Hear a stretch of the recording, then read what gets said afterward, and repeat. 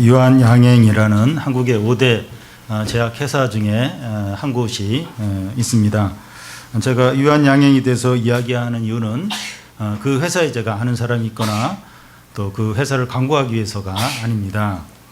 그 회사의 특징과 오늘 말씀과 관계되는 부분이 있기 때문입니다. 유한양행은 1926년 유한일이라는 분이 세운 제약회사인데요. 탈세를 하지 않고 정치 자금을 주지 않는 그런 회사로 유명합니다.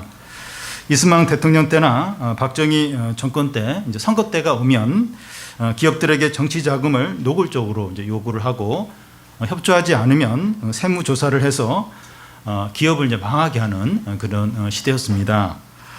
유한양행에도 그 정권에서 이제 정치 자금을 요구를 했는데 유일한 그 회장, 이름이 유일한이에요. 유일한 회장이 끝까지 거절을 하자 세무조사를 대대적으로 이제 받게 되는데 탈세 흔적을 전혀 이제 찾을 수가 없었습니다.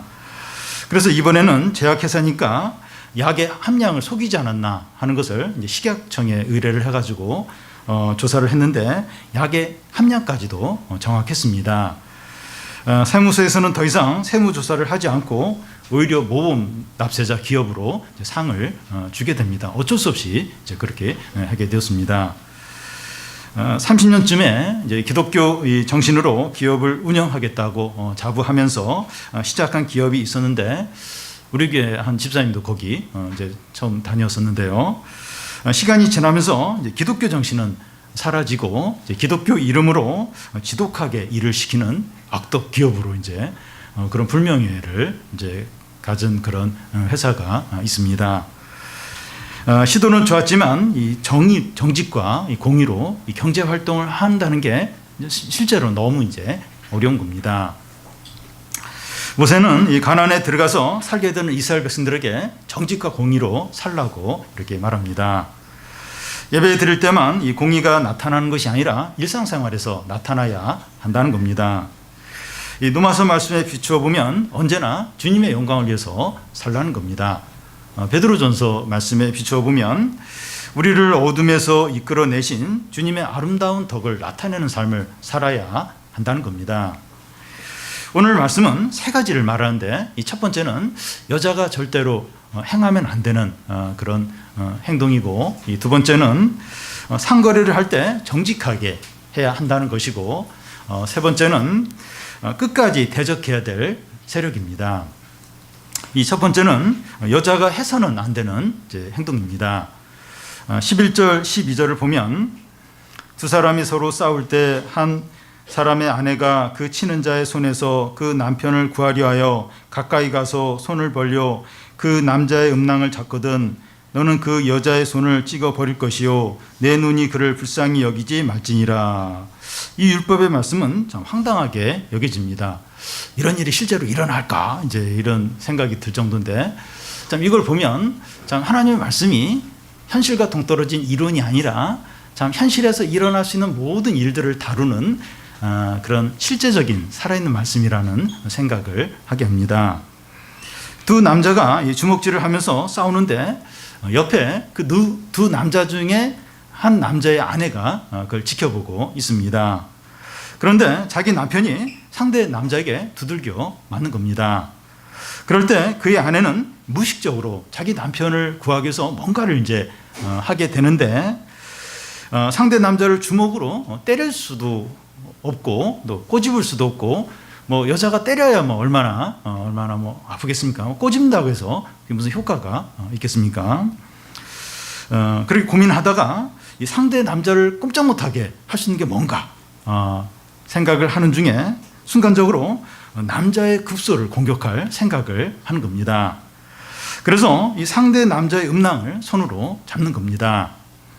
그러자 상대 남자가 깜짝 놀라면서 주춤하는 사이에 이 자기 남편이 위기에서 빠져나오면서 상대를 이제 이기는 겁니다. 그런 일이 일어났을 때 어떻게 하라고 합니까? 그 여자의 손을 찍어 버리라는 겁니다. 그렇게 하면서 불쌍히 여기지 말라고 말합니다.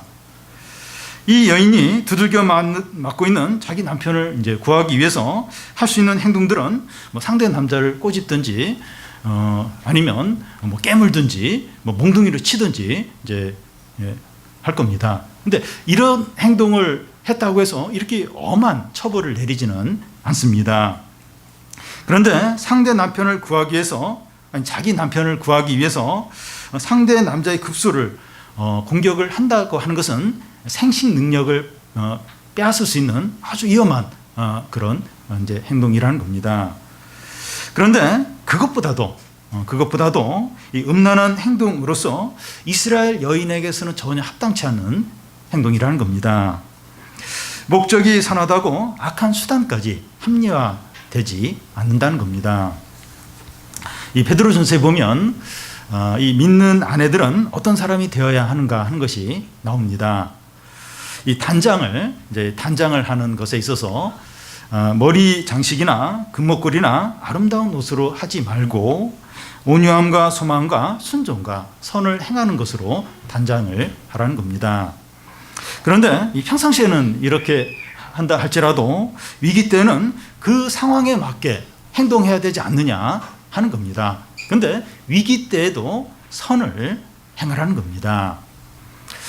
그동안 율법에서는 여자들의 이제 인권과 복지와 또 행복에 대해서 보호하는 말씀들이 많이 있었습니다. 우리가 그 말씀을 여러 말씀을 그동안 살펴봤는데요. 포로로 잡혀온 여자들을 보호하는 그런 말씀이 있었고, 또 남편이 결혼할 때 자기 아내가 이제 처녀가 아니다 의심하면서 자기 아내와 그 아내의 부모를 이렇게 불명예로 돌리려고 할 때 어떻게 해야 되는가, 그 아내를 보호하는 그런 말씀이 있었고, 또 결혼하면 1년 동안 군대를 그 남편을 소집하지 않아서 아내를 즐겁게 해주라는 그런 말씀이 있었고, 또 아들 없이 남편이 죽었을 때 동생이나 친척이 이렇게 아내로 맞이함으로써 그 여성을 이렇게 보호하는 그런 말씀들도 있었습니다.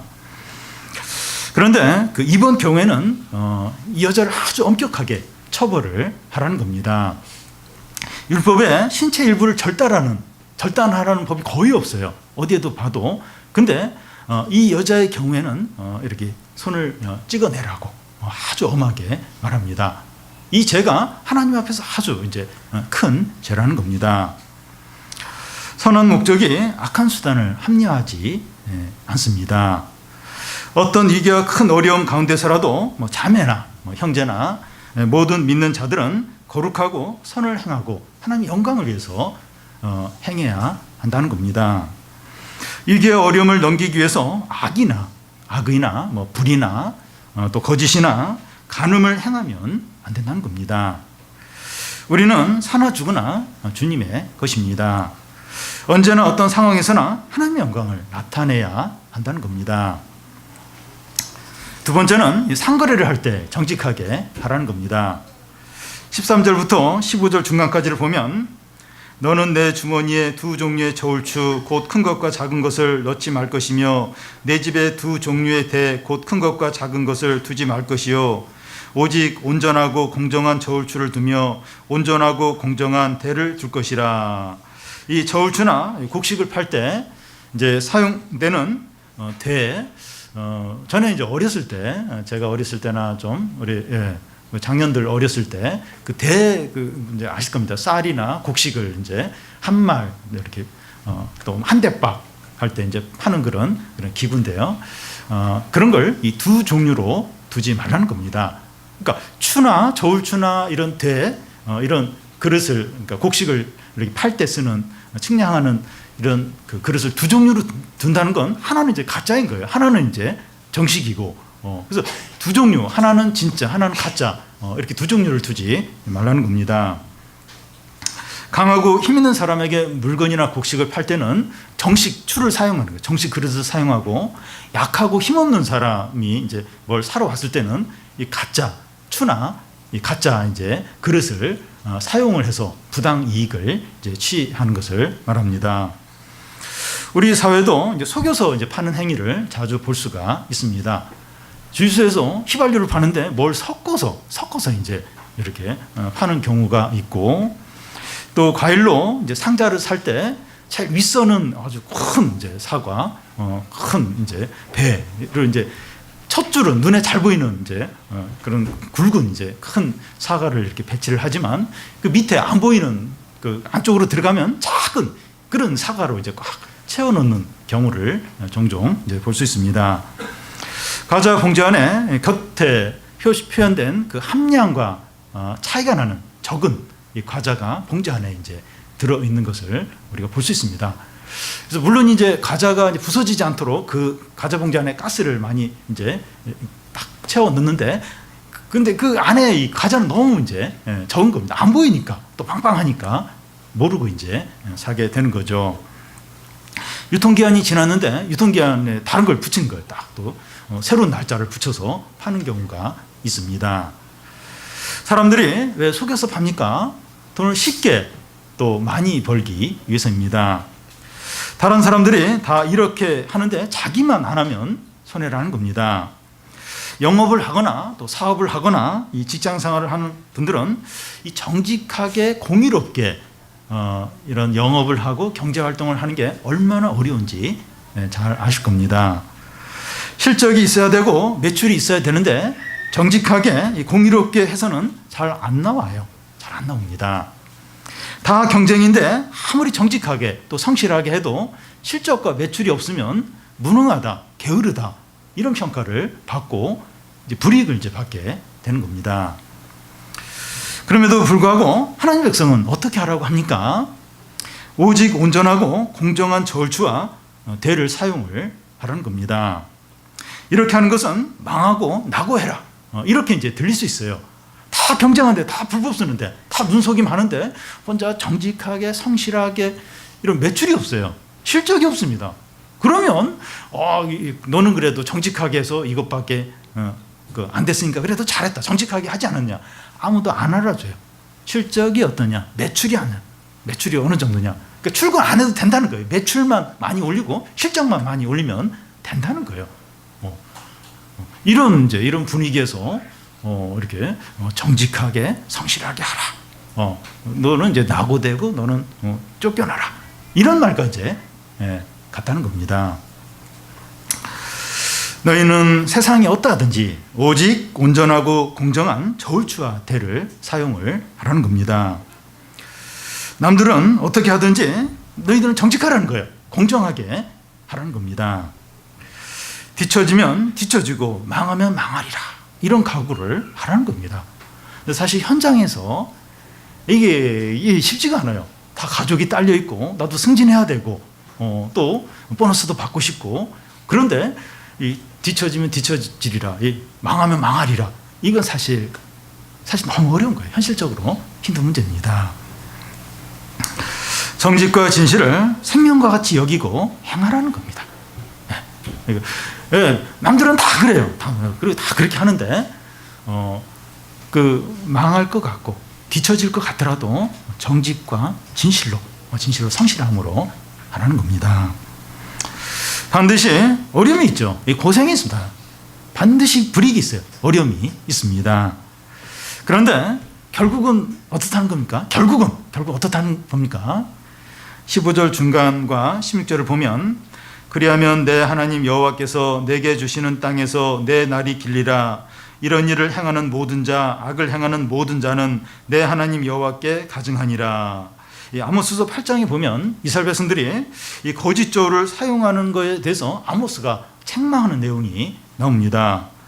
이스라엘 백성들은 가나안에 들어가 살면서 거짓 저울과 또 추를 사용해서 불의한 재산을 모았습니다. 하나님 분명히 이 가나안에 들어가는 이스라엘 백성들에게 모압 평지에서 모세가 지금 신명기 말씀 중에서 정직한 저울을 사용해요, 정직한 대를 사용하라 분명히 이야기하는데, 이 가나안에 들어서 그렇게 안 살아요. 거짓 저울, 거짓 추를 사용해서 불의한 재물을 이제 많이 모았습니다. 하나님은 이렇게 하는 모든 자들을 가증하게 여기신다는 겁니다. 하나님은 너희들이 이 성전에 와서 교회 와서 얼마나 예배를 잘 드리냐, 그것만 보시는 것이 아니라 직장에 돌아가서 사업을 하면서 어떻게 정직하게 공의롭게 일을 하는가, 그걸 보시는 거예요. 그래서 이렇게 거짓 저울, 거짓 추 속이고 불법을 사용하고 이중장부 사용하고, 그게 하나님 앞에서 가증하게 여긴다는 거예요. 하나님은 그걸 가증하게 보신다는 겁니다. 결국 이스라엘 백성들은 아수르의 망에서 가나안 땅에서 쫓겨나게 됩니다. 그러니까 막 불법 사용하고 거짓 저울 사용해서 돈을 많이 이제 모았으니까 더 번성하고 가나안에서 오래 사고 더 행복하게 살 것 같은데 그렇지 않은 겁니다. 하나님이 그런 거짓과 이 불의를 가증하게 보시고 아수르에 망하고 가나안 땅에서 쫓겨나게 하시는 겁니다. 뇌물과 비리와 불법을 행하는 직원이나 사업가나 기업이 잘 되는 것 같아요. 잘 되는 것 같아요. 근데 한순간에 불법이 드러나면서 또 상황이 바뀌면서 망하는 경우가 얼마나 많은지 모릅니다. 또 뭐 회사에서도 막 이렇게 비리와 불법과 뇌물과 돈도 벌고 막 그러면서도 막 뇌물을 받으니까 위에 또 뇌물도 주잖아요. 그러니까 인정도 받잖아요. 그러면서 뭐 승승장구하는 것 같은데 한 번씩 때가 와요. 때가. 그래서 거기서 이제 드러나면서 몰락하는 경우가 있습니다. 그러기 전까지는 그런 사람들이 옳은 것 같아요. 그런 회사가 잘하는 것 같아요. 그런 사업가가 똑똑한 것 같아요. 근데 한순간에 무너질 때가 온다는 겁니다. 그런데 정직하고 공의롭게 상거래를 할 때 가나안 땅에서 너희 날이 길 거라고 말합니다. 가난해져서 망할 것 같아요. 정직하게 성실하게 실적도 안 오르고 매출도 적고 남들은 지금 뭐 한참 앞서가는데 망할 것 같아요. 근데 그게 아니라 오히려 번영해서 안정되게 오래오래 가나안 땅에서 축복을 누리면서 살게 된다는 겁니다. 우리가 생각하는 것과 많이 달라요. 많이 다릅니다. 이것이 보여주는 것은 우리의 안정과 성공과 번역은 우리에게 달린 것이 아니라 하나님께 달려 있다는 겁니다. 우리가 하나님의 말씀대로 하나님의 영광을 위해서 살 때 하나님께서 우리를 지키시고 풍성하게 하시는 겁니다. 정직이 사업의 최고의 자산이라 이런 말이 있는데 이거 성경적이라고 할 수가 있어요. 정직하게 하라는 거예요. 이 돈거래. 이 돈이 왔다 갔다 하는 데는 사람들이 참 이렇게 유혹을 많이 받아요. 조금만 머리를 쓰면 금방 쉽게 벌 수 있는 방법이 있는데 남들 다 해요. 그렇게 하는데 그걸 안 한다는 게 얼마나 힘든지 몰라요. 쉽게 그냥 해결될 수 있는 문제를 정직하게 하려고 하면 그렇게 막 고생을 하게 됩니다. 근데 그렇게 하라는 거예요. 왜냐하면 하나님 그걸 보신다는 거예요. 정직과 공의를 행하는 자를 보시고 그가 형통하게 하시고 그를 지키신다는 거예요. 그런데 그렇게 불법과 거짓과 이제 뇌물과 비리와 이렇게 하면 언제 하나님께 드러내시고 가증하게 보시고 망하게 한다는 겁니다. 이것을 더 확대해서 생각해 보면 우리의 공부 문제나 이 취업 문제나 진로 문제나 이런 것들을 정직하게 성실하게 믿음으로 하면 하나님께서 인도하시고 지켜주시고 번성하게 한다는 겁니다. 공부도 그렇다는 거예요. 취업도 그렇다는 겁니다. 정직하게 성실하게. 좀 늦죠. 늦는데 점점 시간이 지나면서 이렇게 쌓여요. 쌓이면서 그게 이제 실력이 되고 그 사람의 강한 어떤 힘이 되어서 또 하나님이 그런데 복을 주셔서 형통하게 된다는 겁니다. 하나님은 정직하게 이 공의를 행하는 자에게 복을 주세요. 그러니까 믿지 않는 사람에게도 그래요. 이렇게 정직하게 성실하게 하면 하나님 일반적인 복을 주십니다. 하물며 하나님 백성이 그렇게 할 때 더더욱 하나님께서 복을 주신다는 겁니다. 하나님은 주일날 우리의 예배를 받으시지만 우리가 한 주 동안에 우리 몸으로 드리는 예배를 받기를 이제 원하십니다. 우리가 공부를 하든 직장생활을 하든 사업을 하든 이 집안일을 하든 정직하게 공의롭게 주님을 위해서 하시기를 바랍니다. 그렇게 하는 것이 우리의 몸으로 드리는 합당한 예배라는 겁니다. 우리 로마서 12장 1절 2절에 나왔던 것처럼 그게 이제 하나님께 드리는 합당한 예배, 살아있는 예배라는 겁니다. 마지막으로 세 번째는 끝까지 싸워야 될 세력입니다. 17절 18절을 보면 너희는 애굽에서 나오는 길에 아말렉이 내게 행한 일을 기억하라. 곧 그들이 너를 길에서 만나 내가 피곤할 때 내 뒤에 떨어진 약한 자들을 쳤고 하나님을 두려워하지 아니하였느니라. 이 아말렉 족속과 끝까지 싸우고 그들을 진멸을 하라는 겁니다. 왜냐하면 그들은 이스라엘 백성들이 출애굽에서 나와서 이 광야길을 갈 때 뒤에서 이렇게 처지는 약한 어떤 노인들, 아이들, 여인들을 쳤다는 겁니다. 그 당시에 하나님께서 이스라엘 백성들을 위해서 애굽의 10가지 재앙을 일으키고 홍해를 가르면서 건너게 하는 놀라운 엄청난 기적을 행했기 때문에 주위에 있는 나라들이 이스라엘을 건질 생각을 못했어요. 근데 그 아말렉 사람은 하나님을 두려워하지 않고 이스라엘 백성들을 공격하는 큰 악을 행했던 겁니다. 근데 아말렉이 이스라엘을 대적한 것은 그때만이 아니라 이 광야 생활 후반부 민수기에도 보면 이스라엘을 이제 공격하는 일이 있고 사사기에도 보면 이제 그런 일이 있고 또 사무엘상에 보면 다윗이 이제 시글락에 머물 때 잠시 이제 블레셋 사람들과 함께 이렇게 전쟁하러 나간 사이에 다윗과 그의 사람들의 가족과 아이들을 아말렉 사람들이 싹 잡아가는 그런 일이 또 있게 되고요. 또 에스더에서에 보면 그 유다 백성을 그 전물시키려고 하는 하만이 아말렉 사람으로 이제 이렇게 드러납니다. 아말렉 족속은 끝까지 하나님과 그의 백성을 대적하고 막 그 싸우는 그런 이제 족속들입니다. 하나님은 이런 아말렉을 어떻게 하라고 합니까? 그 19절 이제 끝에 보면 너는 천하에서 아말렉에 대한 기억을 지어버리라. 너는 잊지 말지니라. 아말렉과 끝까지 싸우고 진멸을 하라는 겁니다. 이 사무엘상에 보면 하나님께서 이제 사울 왕에게 이 아말렉을 진멸하라고 그렇게 명령을 이제 하시는데 사울 왕은 이 아말렉 왕 아각을 안 죽여요. 안 죽이니까 사무엘이 이제 대신 죽이게 되는데 그리고 가축들도 다 진멸을 하라고 했는데 그 병들고 약한 것만 이렇게 죽이고 살찌고 튼튼한 가축들은 살립니다. 하나님은 일로 말미암아 사울 왕을 버리게 됩니다. 참 하나님이 그 아말렉 사람 그 진멸하라는데 그렇게 안 해요. 그래서 이제 사울 왕이 이제 이 일로 인해서 결정적으로 버림을 받게 됩니다. 하나님께서 아말렉 족속과 끝까지 싸우고 진멸하라 이 말씀을 볼 때 하나님 복수를 지금 하라고 한 건 아니신가? 이렇게 원수를 사랑하고 선대를 해야지 왜 이렇게 복수하고 진멸하라고 하시는가? 이런 생각이 들지 모릅니다. 그런데 이 아말렉이 상징하는 것은 하나님과 그의 백성을 끝까지 대적하는 사단의 세력을 상징을 하는 겁니다. 이런 사단의 세력과는 친하게 지내거나 싸움을 멈추면 안 된다는 겁니다.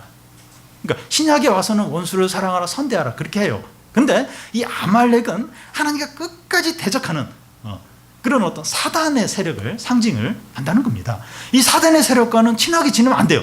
끝까지 싸우고 대적을 해야 합니다. 사울 왕이 잘못한 것이 이 아말렉 왕을 살려주고 그의 가축을 다 죽이지 않은 것입니다. 그런데 이 사단의 세력에 대해서는 철저히 싸우고 각을 세워야 돼요. 각을. 절대로 이제 가까이 하면 안 됩니다.